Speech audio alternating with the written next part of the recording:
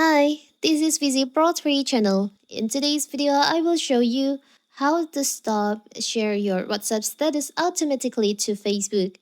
Before you get started, don't forget to subscribe and turn on the notification to keep you updated about this channel.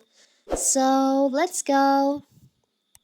WhatsApp brings new features and updates almost every month to enhance user experience and privacy. In the last update, the Meta-owned platform has announced the new feature update that makes status sharing more convenient on WhatsApp and in sync with other platforms of Meta, just like Instagram. Now Meta is allowing users to share their WhatsApp story automatically to link Facebook account.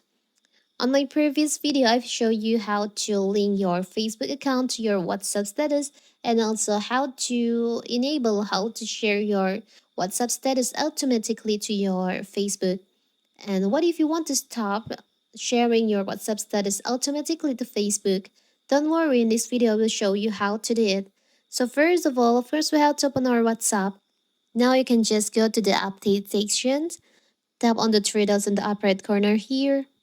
Tap on Status Privacy. Tap on your Facebook here. As you can see on the toggle always share to Facebook story.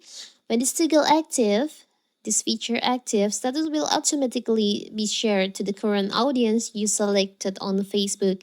You can just turn off by tap on toggle in here.